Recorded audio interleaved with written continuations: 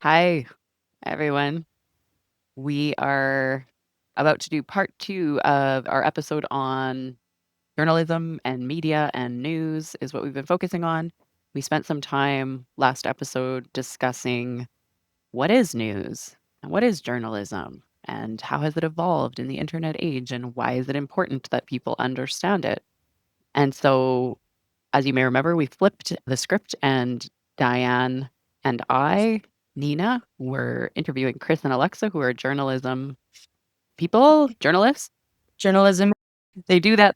They do that. The thing that we talked about, or they know We about the tried thing. and So, as we did last, as we did last time, Diane is going to take over and ask most of the questions. So, take it away, Diane. All right. Yeah. So we're going to start with another philosophical question because that's something we often hear about news is that it's supposed to be objective. But is it even possible? Chris, you had a fantastic answer to this. No. Yes. No. Next. Next question. No, I honestly don't think that journalists think a whole lot about objectivity. There is it's highly influenced by the scientific method, and the history of science and the history of journalism are quite closely linked. So the idea is gather as many facts as you can and draw your conclusions that way, and also check your facts, make sure you gotten it as right as possible. Don't put yourself into the story if you can. I mean, there's obviously different kinds of journalism, and there's famous writers who put themselves right into the story, and it's fantastic writing as well. But I think the idea for journalism, for, especially political journalism and that sort of thing, is really to be impartial, to try to stay away from using your own biases, try to be aware of your biases, and think about your readers when you're asking questions. What do your readers, your listeners, your viewers want to know when you are asking questions and when you're writing? And I think that really is what any journalist will tell you. Certainly when I was in journalism school way back in the days of typewriters. And even back then, there was no illusion that we could come to some sort of objective truth. We just had to make sure we could verify facts, and there's sort of a common thing to try and get something from at least three sources before you could publish it. Obviously, that depends on the gravity of the fact, but if it was a big deal, you wanted to make sure that you Yeah. hadn't got And it I think wrong. part of that too is that journalism is based on a lot of research that also doesn't purport to be completely unbiased. Like researchers are constantly reflecting on their own impact on the gathering of research, on their presence, what that does to responses, especially in qualitative data. The way that bias can both be a good thing or because bias is you bringing in your own worldview, frame of reference, interpretation of things. There was a guy who I think was like West. This is probably completely also wrong in the minutia of it, but the principle is the same. So I'm going to tell it. But there was a guy basically who went to, he's a Western, he's a researcher. He went to a rural community. It was in another country. It was somewhere that he wasn't part of that culture. And he was trying to figure out what government services were needed in the area. So he was asking around and he went in to interview people and he was asking them, what do you want from your government?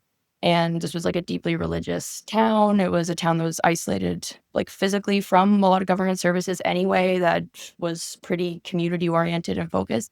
And they didn't really have many good answers, obviously, because to them, the government hadn't really appeared much in their lives at all. They had no real big frame of reference of what the government did. Um, so the researcher had to go back and look at his question. He reframed it as, and went back around. He asked everyone again. He asked them, "What do you pray for?"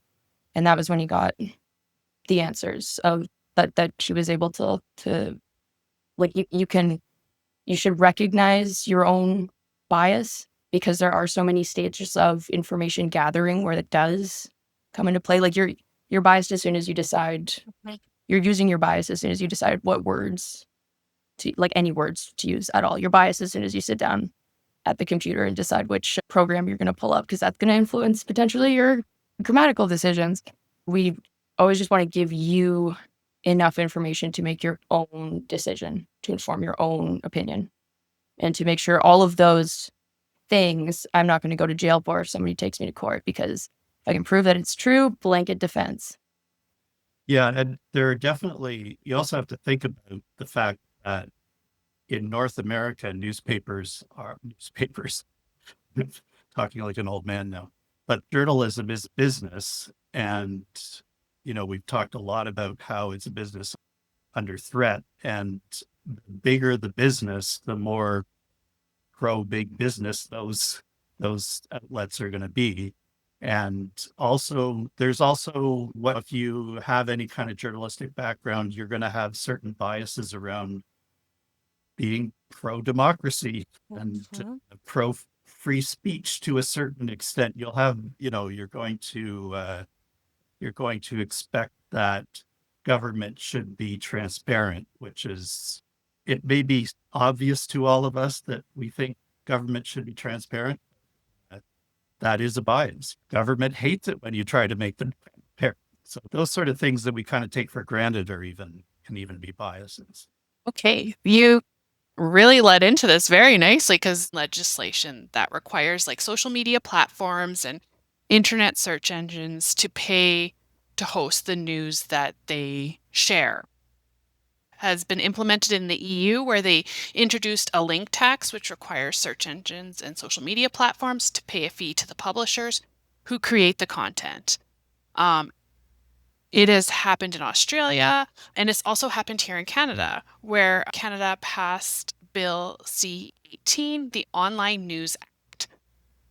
So now people in Canada no longer see news on meta platforms. So if you do use like Facebook or Instagram, you probably don't see news on there anymore. And you might not even see news in your online searches because of this new legislation introduced by the government. What impact do you think this has had on news consumption in our country? First of all, it was a dick move, and it is a dick move. Finally, they're looking at repealing that in Canada. Chris actually had a great background on how it was us trying to kind of muscle in on what was going well for the EU, but that we unfortunately realized we once again were small fish there. And then we haven't backtracked on it, and that's been the crux of the dick move. Yeah, and I mean, one of the effects, of course, is that you don't get your news. You can't get news on Facebook or Instagram. It's going to lead to a lot of alternative fact. You may see from sources that may look like they're news sites, but are actually not real, or you're going to get people finding out something, every now and then I'll see someone go online and a rage about something, and I'm like, this can't be true. Is this true? And it's not true, but they heard it somewhere and they wanted to vent on Facebook. And so the problem there is that without any kind of, you can't link to something and say, well, here's what CBC is saying about it. Here's what the, I don't know, Edmonton Journal is saying about it. Here's what a credible podcast might be saying about it. I mean, the truth is Facebook in Canada is basically occasional links from your friends and AI weird stuff and, misinformation.